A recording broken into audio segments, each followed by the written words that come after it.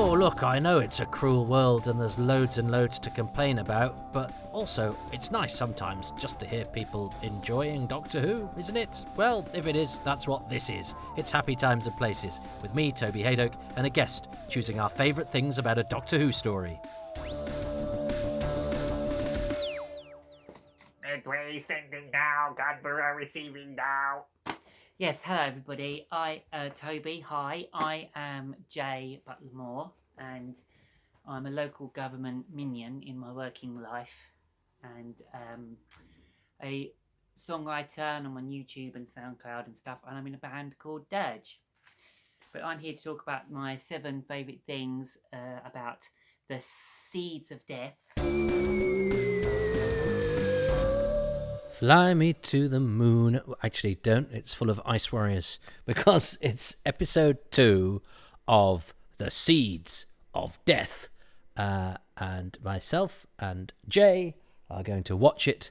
Then Jay will highlight a favourite thing, and then I will see if the thing I have highlighted is the same.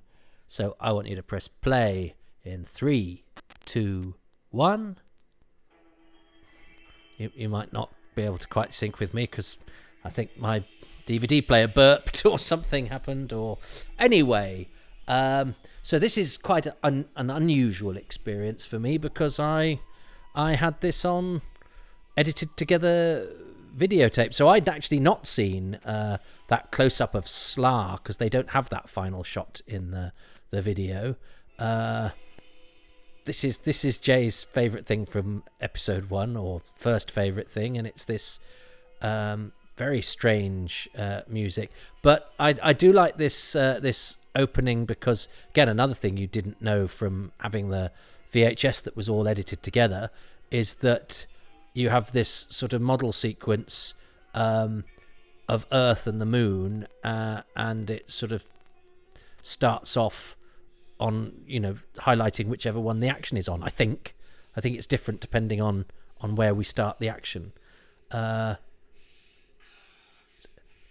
Kill him. Dum dum dum. Dum bum bum bum. And I think episode 2 cuts in here where Locke falls, and suddenly the quality gets actually pretty much like this. The quality of episode 2 on the VHS is absolutely marvellous. And Phipps has a very lucky escape there. And Martin Court, bless him, gets an episode fee for falling over again and being dead on the floor. There's a few actors who have that where they get to just come and reenact their death from the cliffhanger in the Trout Era. Bernard Holly does it in Tomb of the Cybermen, and Nick Zaran does it as Lieutenant Sorber in is it Lieutenant Sorber? I can't remember. In the I don't know if they do the American pronunciation in the Space Pirates. That's for when I do the Space Pirates. Look at Terry Scully being Craven, and yeah, Martin Court at least gets a close up in death.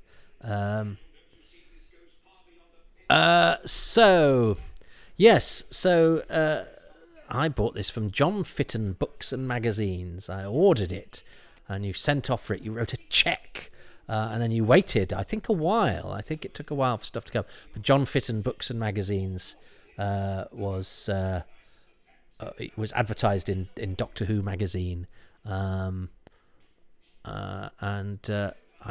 pretty sure it was. I saved up pretty much everything that I had because the idea that you would own 6 episodes of Doctor Who. But even then, you own 6 episodes of Doctor Who that somebody thought, well, to make it more accessible, what we'll do is we'll chop the episode endings and beginnings off and edit it into a movie because we don't want people to think it was a serial. What would they do when the episode ends? Well, they might switch off, not realising that there's more or whatever. But that sort of butchery. But at least with this, they kept all of the action because I know Pyramids of Mars is missing.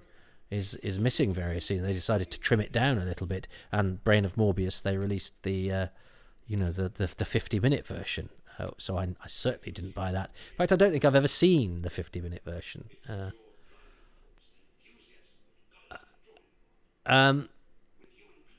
So they so they're now, we've got this subplot about, well, it's interesting about the rockets, and it's this kind of, don't trust new technology, go with the old stuff, or it's useful to have a backup plan, which I think is not the most revolutionary of ideas. I think perhaps the government have been fairly short-sighted, going, let's just put everything into TMAT. But when I did the intro to this, I said, let's go to the moon. Oh no, the ice warriors are there. This is essentially a bit like, this is the Moonbase with ice warriors, isn't it, essentially? And of course the ice warriors were not at this point a classic monster. They've only been there once, and they're called ice warriors because they're found in the ice. But it's a good job this wasn't their first story, otherwise presumably they'd be called Moon Warriors. Or if their first story is the Curse of Peladon, they'd be called Nice Warriors. And the Monster of Peladon, they'd be called Not Nice Anymore Warriors.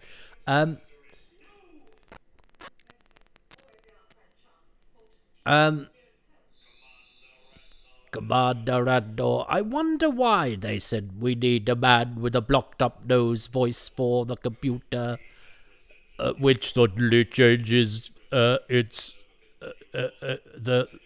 goes down an octave or whatever. It's yeah. So anyway, yes. In the Moonbase, I can't get over Ronald Lee Hunt's really baggy outfit with its quite high belt, and it's it's Bobby Bartlett, who's a wonderfully monikered costume designer, who does a nice job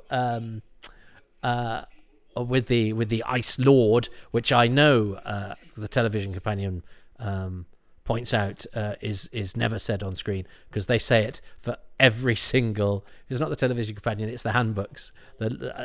How Stammers and Walker have done some brilliant history research for Doctor Who, but they do love the fact that the Ice Lord is never referred to on screen as the Ice Lord, because in its popular myths, it's a popular Slayer is an Ice Lord. He's not called an Ice Lord on screen. Islir is I think they do it for every single one. It's like, we've made this, we know this fact, and we're going to really emphasize it because we're really proud of the fact that we've discovered it. Now, the Ice Warriors, I think at this stage, are Steve Peters. I left you on a cliffhanger, didn't I? Steve Peters and Tony Harwood. And Steve Peters is also in one of the Ambassadors of Death. And so you see him because he's also, the actors who play the ambassadors also play the missing astronauts when they get a scene in the later episode 5 or 6, isn't it, on when the Doctor visits them on Mars. But Steve Peters, we could never find. You try finding somebody called Steve Peters. They're not exactly Google wax, are they? His real name was actually Peter Stevens, and Peter Stevens plays Cyril in The Celestial Toymaker and Lolam in The Underwater Menace, so he's got the same name as another Doctor Who actor. But anyway, he died in 1994. Did Peter Darcy Stevens. This is the best example of hiding in plain sight there's ever been. I mean, bless him, he does his best there, Christopher Cole. He goes, well, if I just bend my head. It actually reminds me a bit of sometimes. My partner is a wheelchair user, and sometimes when she needs to get out of a tram, for example, and people are standing in front of the tram doors, she sort of needs them to move out of the way so she can get out of the tram doors. And you see people just sort of do that, and you're like, your body is still blocking the door, because just because you've moved your head back a bit, it doesn't mean you've been any value whatsoever. But it's like they go, well, I'm sort of making an effort, I'm showing that. I've occasionally had to go, can you just get out of the way? But poor old Christopher Cole, lovely Christopher Cole, recently departed, does a great job there. But I mean, he's not even behind the cupboard, especially when the Ice Warrior gets to the middle and does a 360-degree turn.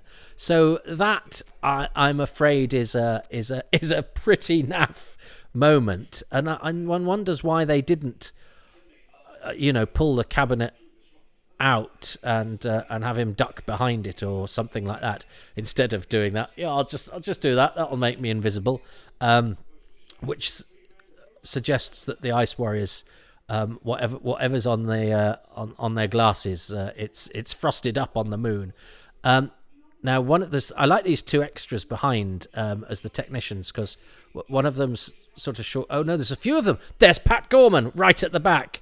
Early Gorman, Pat Gorman, the Where's Wally of Doctor Who, a legendary walk-on extra, sometimes credited actor, and of great value to British television for over 30 years, and particularly to Doctor Who. But he's in everything, Pat Gorman. And one day I want to make a documentary about him, because, and I tried desperately to interview him, but and when I was staying with a friend after my marriage had broken down, I actually ended up, I think I might have said this, so I'll be real. I ended up living literally 10 minutes away from him, but never got a chance to interview him.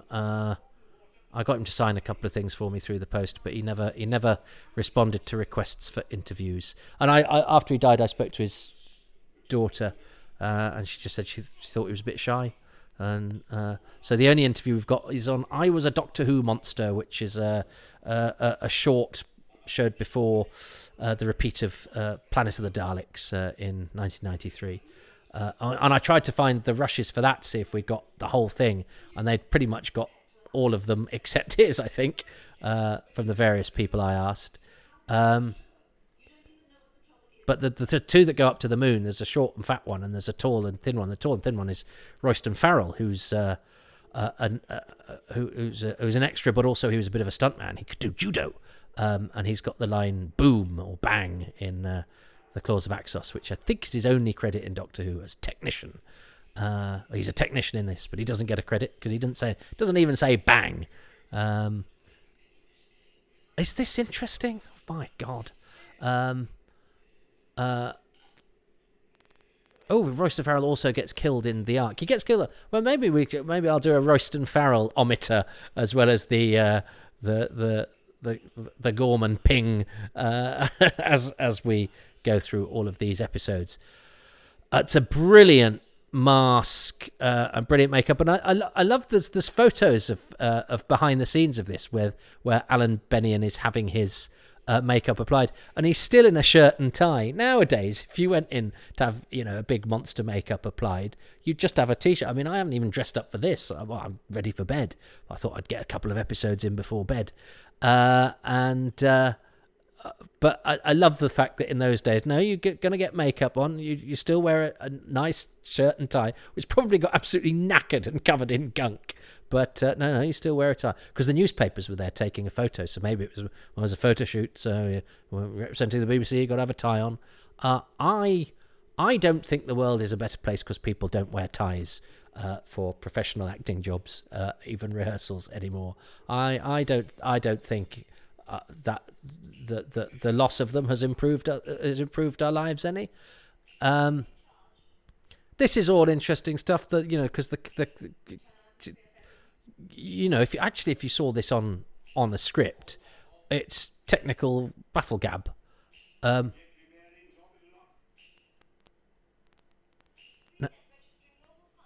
Oh, that's right. Because I'm trying to listen out for a voice, because I know that Michael Wisher is a voice in an uncredited voice. There's Pat Gorman. Nice high shot. Is an uncredited voice in this, but I'm not sure I've pinpointed where. That's going to be impossible to do when I'm talking at the same time. But yes, it's as well as the legendary Pat Gorman, the legendary and the not so legendary, but I like him anyway, Royston Farrell, the legendary Michael Wisher makes his Doctor Who debut before getting seen on screen for Michael Ferguson again in The Ambassadors of Death. That's a nice little model rocket and stuff. This is all good stuff.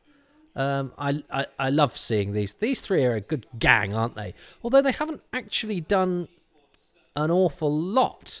I like the little chat they had where they decided to help out. And they just look brilliant together. When did Zoe get changed? Oh, I liked her old costume. But all of Zoe's costumes are pretty good. Yes, and Alan Bennion as Slar. He lived in Brighton for many, many, many years. He wasn't too keen on being interviewed either. I think he'd done one for Doctor Who magazine, and he did an interview for the first DVD of this, but needed some persuading, and thereafter wasn't that interested in doing anything else. We tried to get him for the Peladon ones. And about 3 people I know who live in Brighton and knew where and would see him around said, "Oh yeah, I'll get you his autograph at some point," and none of them ever did. So there we go. All I give people, I like to think I help people out, and I was on a promise with autograph de Bennion, and I didn't get it. So I never had the pleasure, sadly, which is a shame because and his acting career outside of Doctor Who was okay, but relatively modest. And yet in Doctor Who, he is the only Ice Lords. They're not actually called Ice Lords. That does amuse me, though. Well, you've got a fact. I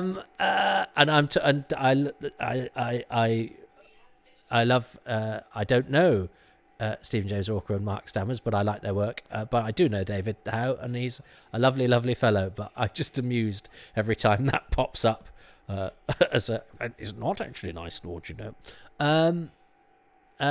But Ferguson even makes that the sort of rocket takeoffy stuff that on the script, you know, is technical jargon, actually quite interesting. It's the editing in this is quite choppy and funny though, and I think that's maybe because it's not all as continuous as it might have been, or it usually was. I might just be imagining that, but it does seem a slightly choppier program than some of the ones that have the more sort of continuous flow that we're used to, because he's mixing things up with model shots and they're sort of trying with the anti-grav thing, aren't they? They're doing it as, you know, it's a hard thing to ask actors to do, and it never looks quite right because you can't quite fake it. I don't know why. Oh, I love this. I think there's a fault, he says. And doesn't it cut back and it's like there's loads of smoke? That's a brilliantly Doctor Who thing. I sort of go, I'm not sure if it's smoke. I love it when future technology is a bit clunky and knackered. But that's a very Doctor Who thing and an antidote to the sort of slick futuristic nature of, you know, more expensive, frankly, shows or American shows or whatever. And if you like, I don't want to be too lofty, you know, one of the reasons Alien was such a breakthrough was because actually the spaceship was just a place that people worked and dressed in their normal clothes. It wasn't a place where people wore silver and had spangly hats and everything was sort of glossy and brilliant. Everything sort of greasy and breaks and all of that sort of thing. And I like it that in Doctor Who the technology sometimes has smoke pouring out of it or bits fall off it, because that's what, you know, that's what this house that I'm in now, we had quite a big part of it had a load of work on, and so you get a new kitchen and you get a new and for about 10 minutes you go, oh yeah, this, you know, I'm going to make sure this house is okay because there's new plaster, there's no cracks in anything, and oh, this door, you know, and within a year you go, oh, that door always sticks, and oh, that's got a chip on it, and that tap doesn't quite work properly, and that nothing ever stays perfect. And why wouldn't that be the case with a spaceship as well? Yeah, you tell him, Gia Kelly. My mum was always quite amused by Gia Kelly because she thought she was... I shall have to go above your head. Oh, yeah, it's this bit. Yeah, I remember my mum finding that really, really funny. Now, my mum didn't necessarily sit and watch with me, but I would do a thing where I'd have Doctor Who in the video. And then if people came into the room, I heard them coming, I'd press play and I don't know what I imagine they do, but they walk in and go, my God, Toby, you're right. Doctor Who's amazing. And I remember my sister had a boyfriend, and I have a sort of, whatever it is, I'm not going to label it, whatever it is. I mean, I have a stupidity, let's call it that, where I say things out loud when I'm left to my own devices.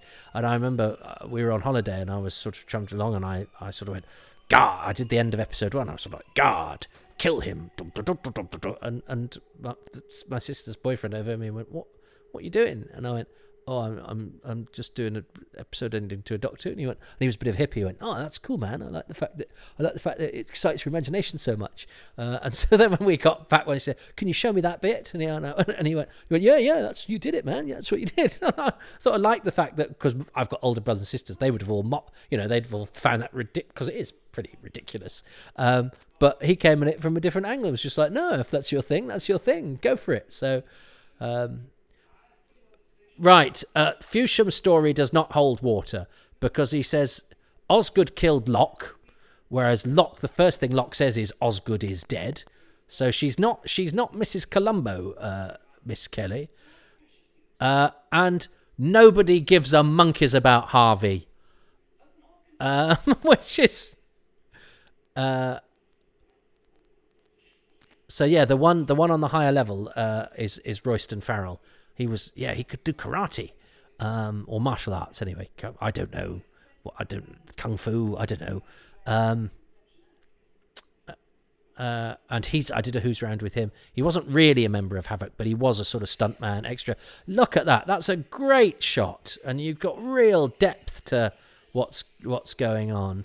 And the other Ice Warrior, along with Steve Peters, is Tony Harwood, who IMDb killed off in 2005, and then somebody contacted me, and Tony Harwood is in loads. He was one of the original Ice Warriors as well.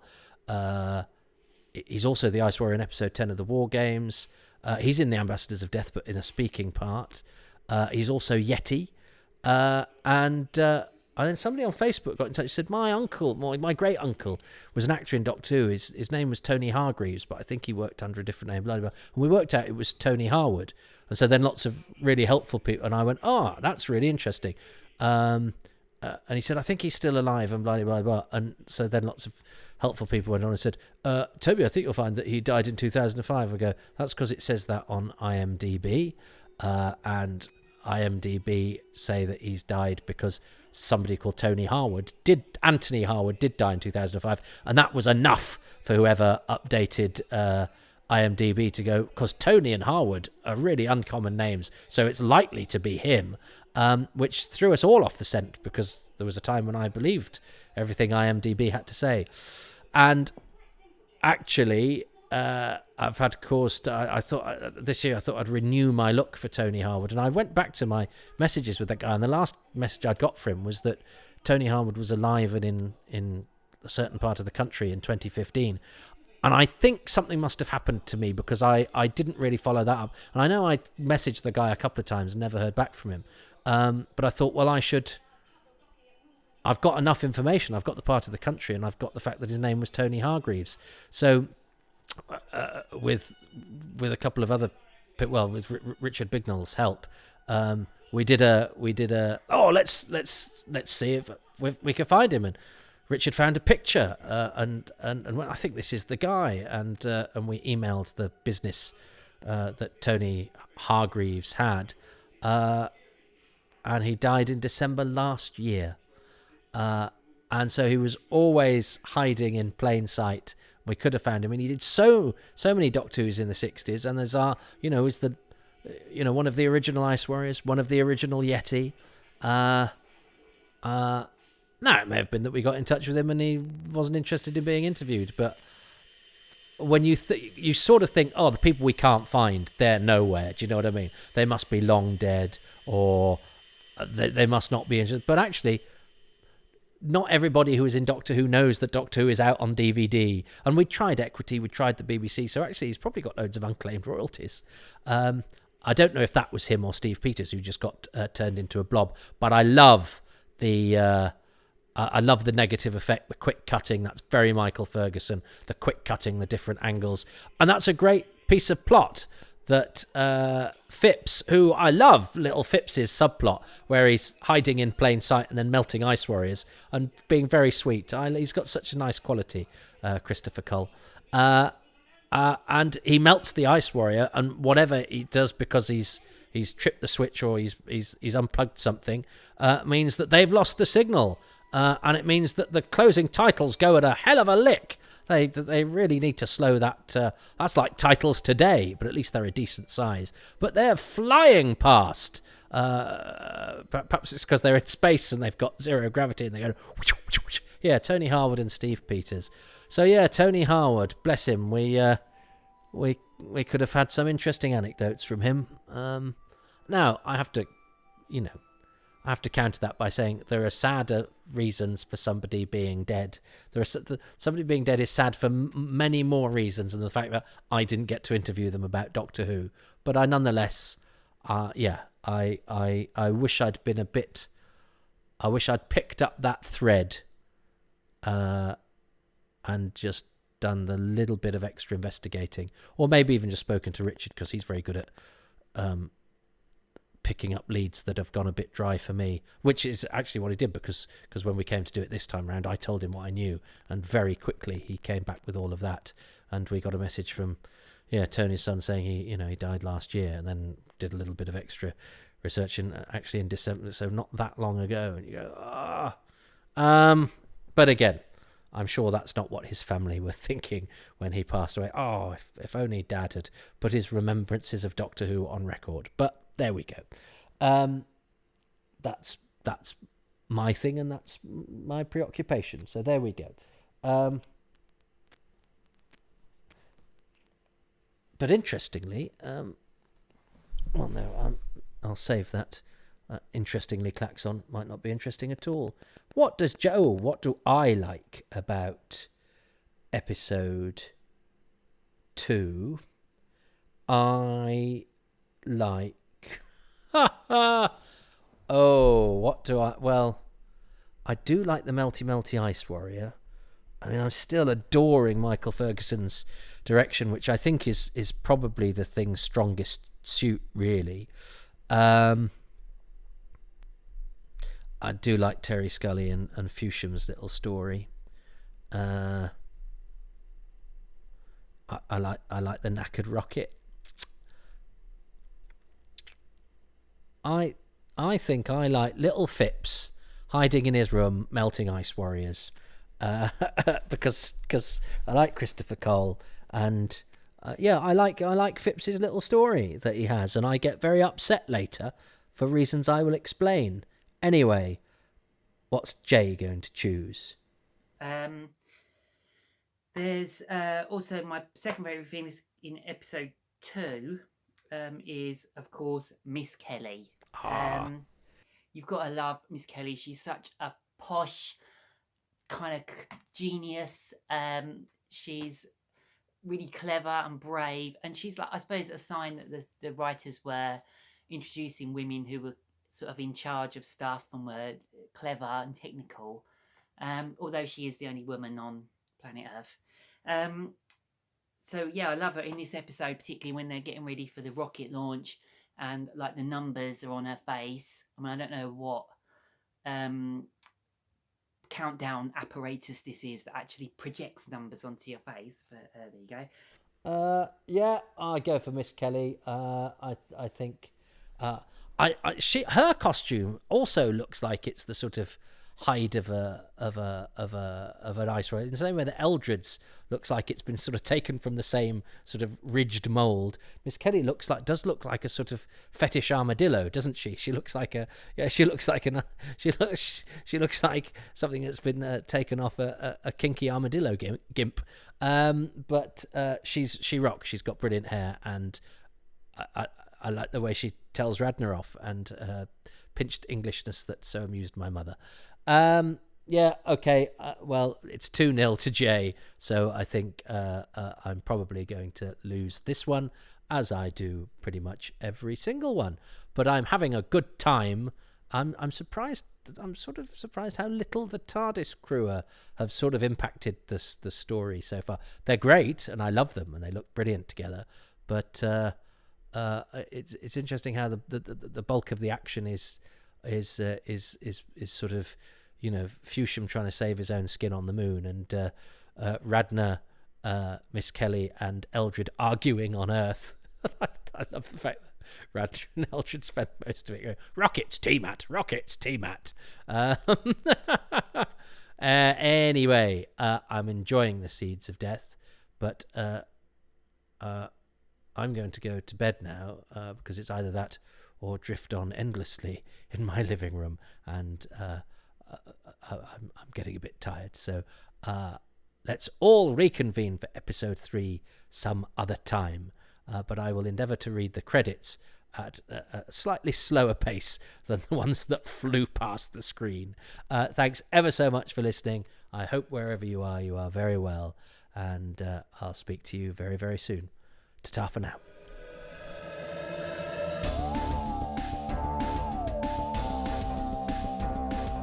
Thank you so much for listening to Happy Times and Places, which is presented by me, Toby Haydock. My special guest this time around is Jaye Butler Moore. I would very much like to thank the patrons of this podcast, who include Ruben Herfindahl, Rob Leonard, Richard Straw, Peter Harness, Stephen Moffat, Nick Temple, Nick Tedston, Neil Tate, Len Stewart, Keith Say, Matt Sawyer, John Rivers, Dylan Rees, Jonathan Potter, Keith Pirrie, Melvin Pena, Matthew Newton, Nathan Moore, Stuart Mitchell, Rosamund Phillips, John McClay, David Matthewman, Gavin McLean, James Lark, Guy Lambert, Clive Lewis, Andrew Jordan, Jessica Jones, Dave Hoskin, Lisa C. Greco, James Gould, Ian Gillespie, Gary Gillett, Mark Dakin, John Curley, and Richard Chalk. The music for this podcast is by Dave Gates, and the artwork by Dylan Patterson. Right, it's the post-credits bit. In Marvel, you get an exciting taster for the new film, perhaps with an exciting, famous actor doing something exciting, and this isn't exciting. It's a plug from a Patreon page. But imagine Benicio del Toro's doing it or something. And he would very much like you to go to patreon.com/Toby Haydock, where you can subscribe monthly from as little as £3 a month. There's a 10% discount on top of that if you sign up for a year, for early material, exclusive releases, and all sorts of interaction. There's also a one-off option at ko-fi.com/Toby Haydock. Well, look, I know everyone's a bit broke because of the plague, and so look, I'm just grateful to you for listening. But if you could spread the word, tell your friends, and perhaps go to the various podcast outlets online and give these releases 5 stars and perhaps positive reviews as well. Any positivity out there online really helps to improve my algorithms and get word out there that it might be worth people spending their time listening to this stuff, and that would just be great. And as I say, costs you nothing but a few seconds of your time. Thanks ever so much, and I'll speak to you next time.